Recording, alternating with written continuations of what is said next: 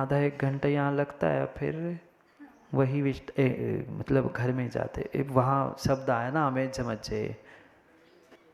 जैसे विष्ठा में, जैसे विष्ठा में, जैसे विष्ठा में उत्पन्न जीवों की रुचि उसी विष्ठा में होती है, तत्थ हवेदी उसी में आनंद लेता है। उसी प्रकार हे बहिरात्मा तेरी भी परिणति क्या ऐसी नहीं है? वो दुर्गंध को भोग रहा है, सोच रहा है निकल जाऊं, पर निकल नहीं पाता।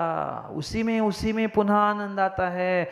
जैसे विष्ठा में उत्पन्न हुआ जीव, उसी विष्ठा में पुनः अंदर अंदर घुसता है। उसी प्रकार से बहिरात्मा भी बहिरिंद्रिय विशेषु बुद्धि हुदी बहिरंग इंद्रिय विषयों में ही उसकी पुनः प्रवृत्ति, पुनः बुद्धि, पुनः चिंतन जाता है।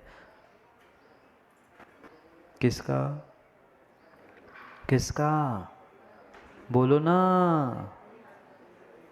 किसका? नहीं, ये नहीं कह सकते। बहिरात्मा तो कह देंगे, पर स्वीकार नहीं कर पा रहे हैं कि नहीं, बहिरात्मा मतलब व्यक्तिगत हमारा ही। अगर ऐसी परिणति है तो जीव कभी वह सुखास्वादन, अंतरात्मा का आस्वादन कर नहीं पाएगा, कर नहीं सकता। क्या करे?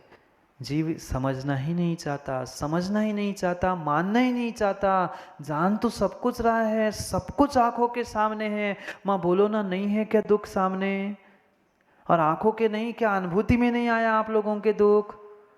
सब कुछ आ रहा है, पर समस्या एक ही है, जो हम जानते हैं हमें मानना है ही नहीं। जो हमने मान के रखा है सत्य तो वही है, सत्य तो वही है। एक बालक पहुंचता है स्कूल में 4-5 दिन बाद। अब बिना परमिशन के 4-5 दिन स्कूल में नहीं गया, तो टीचर पूछता है कि मैडम पूछती है कि भाई क्या हो गया, तुम 4-5 दिन हो गए बिना बताए आए नहीं, और क्या ऐसा कारण था?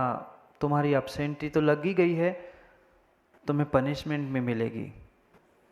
तुम पहले कारण बता दो, घर से माता पिता को ले आओ, तो तुम्हें आज क्लास में बैठने मिलेगा, नहीं तो चले जाओ। कहता है मैडम क्या करूं, कुछ इमरजेंसी थी, अर्जेंट काम आ गया था, इसलिए नहीं आ पाया। मैडम कहती है ऐसा कैसा अर्जेंट काम आ गया, ऐसी क्या व्यथा हो गई, तू स्कूल का काम छोड़ के बैठा? कहता हाँ मैडम, मैं बता नहीं सकता, घर के मतलब मम्मी पापा है नहीं, घर में नहीं थे, और घर में कुछ ऐसी समस्या आ गई थी कि मेरे अलावा कोई था ही नहीं। था कितने साल का बालक? 12-14 साल का था। और वो पुनः मैडम एक ही बात कहे, नहीं तो कारण बता, विषमता थी तो क्या था, क्या हुआ, कुछ तो कारण होगा। वो कहता है मैडम आप समझ नहीं पाओगे, आप क्या जानो बच्चों का, बच्चे कहते ना बड़ों से, आप क्या जानो बच्चों की बीमारी या बच्चों की परेशानी। जैसे बड़े कहते तुम्हें क्या पड़ा है, हमें पता है, हमें सबको संभालना है। बच्चे भी कहते मैडम आपको क्या पता, वो तो हमें पता है संकट क्या था, विषमता क्या थी, और बता नहीं सकता।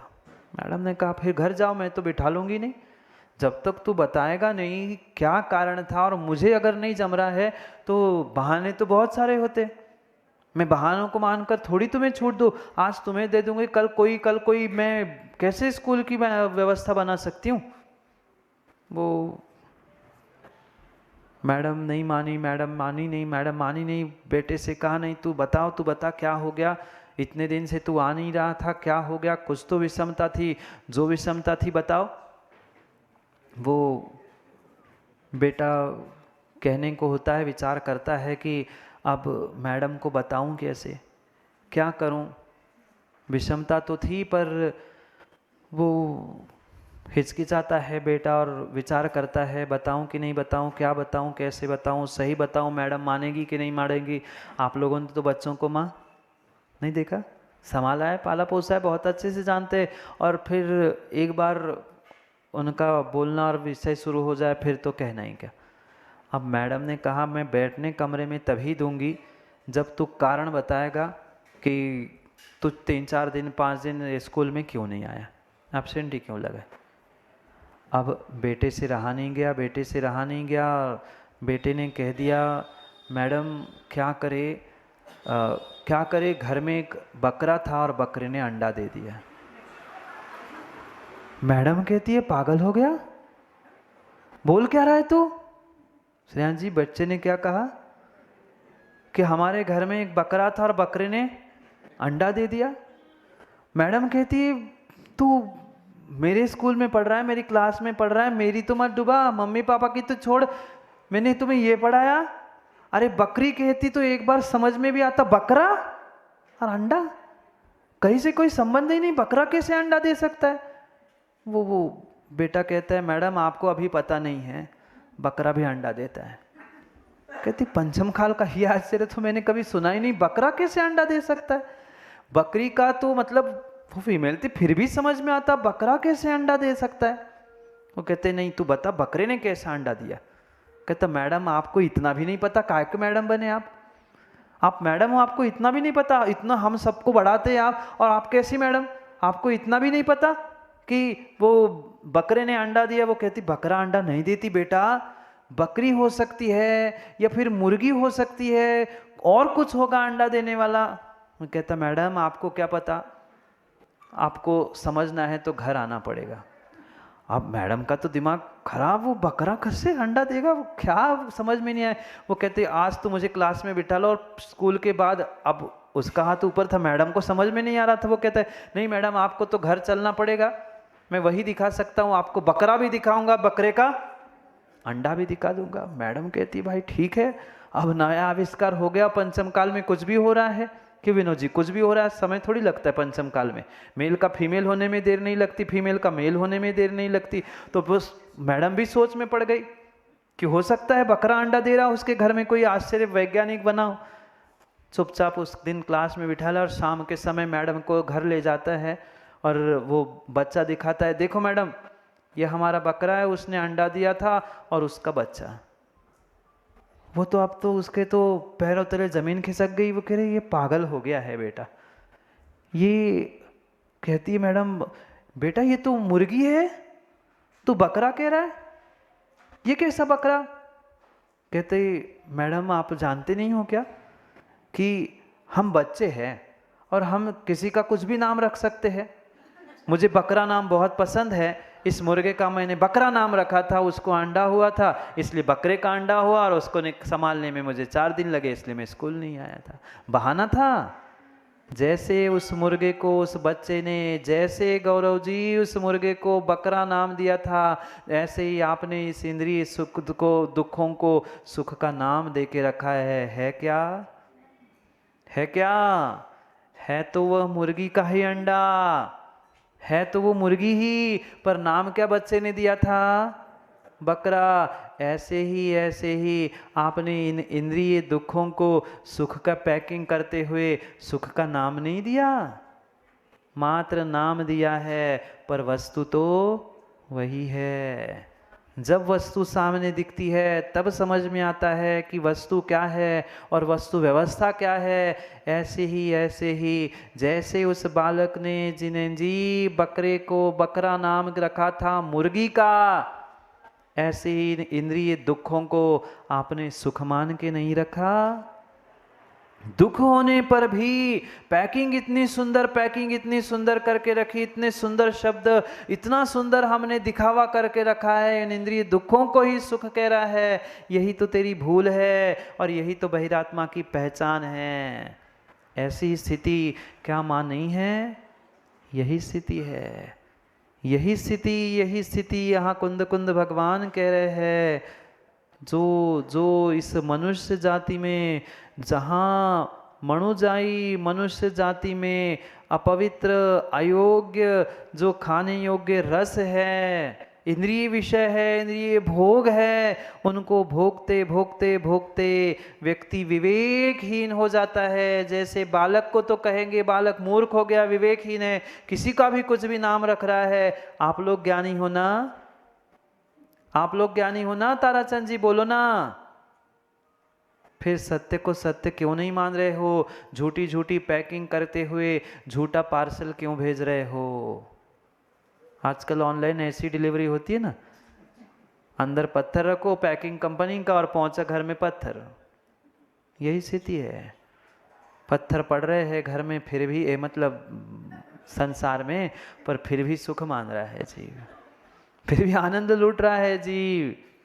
पड़ रहे हैं टमाटर अंडे और फिर भी खुश हो रहा है कि नहीं हम तो बकरा ही मानेंगे। मानो भाई तुम सुख, तुम्हें कौन समझा सकता है? जिसने सोच के रखा है, मान के रखा है, उससे तो उसी में आनंद आ रहा है, वो वही समझेगा। नहीं, बकरा नहीं है। संज्ञा तुम जो चाहे कह दो, उन दुखों को जो चाहे सुख कहते हुए अनुभूत करते रहना, पर वह सुख नहीं है, सुख नहीं है, सुख नहीं है। इसलिए सोचो समझो और विचार करो। ये भक्षा भक्ष का विवेक छोड़कर अपवित्र अयोग्य रस का जो तूने क्षार और आदि भक्षा भक्ष का विवेक नहीं रखता ज्ञानी, ऐसे ही तू भी बहिरात्मा बनकर भक्षा भक्ष का विवेक नहीं रख पा रहा है। मात्र खाने के लिए नहीं, खाने के ही भक्षा भक्ष नहीं होता, विचार भी भक्षा भक्ष होता है। तुम्हारा प्रत्येक कार्य पवित्र अपवित्र हो सकता है। अगर विवेक है तो सब कुछ है, और नहीं तो कुछ नहीं है। है विवेक? बोलो हाँ। समय हो गया है, बोलो हाँ। यहाँ बस ना कहते हो, घर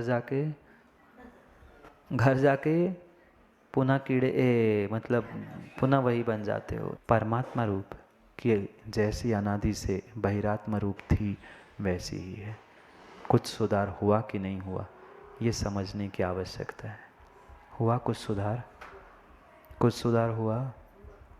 कुछ एक जीवों ने तो अपने आप को सुधारने का प्रयास किया। आप भी तो कर लो, आप भी तो कर लो, आप भी तो कर लो। विरले विरले पुण्यात्मा 20-25 जीवों ने अपने जीवन को बदलने के लिए उस दंपति संस्कारों को प्राप्त किया। सीमेंट किया था ना? क्या अनुभूति थी, क्या अनुभूति थी? कल वे बुखारिया कह रहे थे वह दीक्षा देखकर कैसे लग रहा था? देखा था कैसे यहाँ जी को टीवी पे बैठे थे महाराज के पास ही बिल्कुल। हाँ वही तो, वो विद्याधर है, कल वहाँ थे आज शिष्य के पास है, कौन सी बड़ी बात है। सोचो वो अनुभूति के बारे में मैं पूछ रहा हूँ बुखारिया जी। वो अनुभूति उनके गुरु ने उन 8 दीक्षार्थियों के सर पर हाथ रखा था तो आपको आप पे रखे हुए अनुभूति की याद आ रही थी। जिन्होंने संस्कारों को प्राप्त किया उनसे पूछो अनुभूति को क्या अनुभूति हुई थी। पर गुरु का जब हाथ सर पे होता है तो अनुभूति बदलती है। संगति तो मिलती रही, मिलती रहेगी, पर माँ बदलना हमें अपने अनुभूति को है। बदलो, वस्तु नहीं बदलना है, क्रियाएं नहीं बदलनी है, बदलनी हमें अपने अनुभूति को है। बदलना हमें अपने अनुभूति को है, बदलना हमें अपने अनुभूति को है। वे कितने पुण्यात्मा, वे कितने पुण्यात्मा। विनोद जी, सनत जी, वो 3 दिन पहले संचय जी आप आते ना, 1 दिन पहले वहाँ भी कहाँ तपोभूमि में उन छोटे छोटे बालकों का वो आवासीय शिविर चल रहा था। जाते समय ऐसे बिलक के गए। कल भी कई बहनें और कई बच्चे आए थे, कह रहे महाराज जी हमें घर नहीं जाना, हमें घर नहीं रहना। तो 3 दिन में वे बालक तो बदल गए और पालक तो पालक ही बन गए, मतलब सब्जी बन गए पूरी। क्या कर पाए, क्या कर पाए। उन्होंने एक बार वीडियो देखी, वे पीछे पड़े हैं कि महाराज जी हमारे भी जैसे संस्कार बड़ों के किए थे इस उज्जैन की धरा में वह उपनयन संस्कार भी हो जाए। और गुरु का आशीर्वाद और गुरु की अनुकंपा ऐसी है कि आने वाले दिनों में वह उपनयन संस्कार भी यहाँ होने जा रहे हैं। अब देखते हैं पालक कितने पालक है और कितने अभिभावक है। उन संस्कारों को आपने सब प्राप्त कर लिया, पर प्रेरणा दो, प्रोत्साहन दो, क्योंकि अनुभूति बदले बिना अवस्था बदलने वाली नहीं है। एक बार अनुभूति को बदल कर देख लो, एक बार अनुभूति को बदल कर देख लो। क्यों प्रमोद जी अनुभूति नहीं बदली थी? वे तो कह रहे थे कि और 2-4 घंटे ये कार्यक्रम चलता रहे। फिर अरविंद जी उन बच्चों से भी, उन युवाओं से भी कह दो कि एक बार, अरे सर के बाल तो फिर आ जाएंगे, पर जो गुरु के हाथों से गंधोदक, गुरु के हाथों से मंत्र और संस्कार मिलकर जो जीवन बदलेगा ना, शायद कभी नहीं मिलेगा। क्यों गौरव जी अनुभव नहीं बताए बच्चों ने? शिविर के अनुभव नहीं बताए? कह देना उन बच्चों से, सबसे उनसे कि कर लो पुरुषार्थ, पुनः अनुभूति बदलने का, संस्कारों को प्राप्त करने का मौका मिल पाए नहीं मिल पाए, कोई भरोसा नहीं है, कोई भरोसा नहीं है। ये उज्जैन की धरा है, ऐतिहासिक कार्य पहले भी होते आए हैं और आने वाले समय में भी होते रहेंगे, पर ये आप सभी का सौभाग्य है। और मेरी तो भावना थी ही नहीं उज्जैन में करने की, पर जो बच्चों ने वहाँ वीडियो देखा शिविर में, तो 50, 60, सैकड़ों बच्चों ने कहा नहीं महाराज जी हमें करवाना है। और उनकी जिद पर, महाराज के कहने पर आने वाले 28 तारीख को शाम को ये संस्कार भी आपके श्रीनगर उज्जैन में होने वाले हैं। ये अद्भुत दृश्य, वो बहुत अच्छी बात है कि क्या श्रेयांश जी वहाँ निर्ग्रंथ दीक्षा का संचालन आप कर रहे थे सुब्रत सागर जी के साथ मिलकर। यहाँ उनके शिष्यों के बच्चों के उपनयन संस्कार भी आपको साक्षी पूर्वक और संचालन वहाँ भी करने का सौभाग्य मिलेगा। हाँ आप थे और वे टीकमगढ़ के पंडित जी दोनों थे। अब आप ही हो संचालन करने वाले। आप कल कह रहे थे ना आचार्य जी बहुत कुछ आपके बारे में सुन रहे थे, हम सब कुछ आपको भी सुन रहे थे, गुरु जी को भी सुन रहे थे। बहुत अच्छी बात है कि ये भावना जो भाई थी, ये आप उज्जैन वासियों के पुण्य के उदय से और उन बच्चों की प्रेरणा से यहाँ साकार होने वाली है। कम से कम प्रयास करो और अपने धर्मात्मा बनने की माता पिताओं पहचान का प्रदर्शन कर लो कि हम नहीं करा पा रहे हैं, तो कम से कम संस्कार उनको प्रदान करने का प्रयास करो। समय आपका हो गया है, बदलना है किसको? घर को नहीं, देवशास्त्र गुरु को नहीं, अनुभूति को, अपने स्वाद को, तो ही मेरा जीवन स्मार्ट और स्टार्ट हो सकता है। करेंगे कल पुनः समय पर, समय की बात पर, समय की चर्चा, क्योंकि समय पे किया गया काम समय को दिलाता है। बोली भगवान महावीर स्वामी की।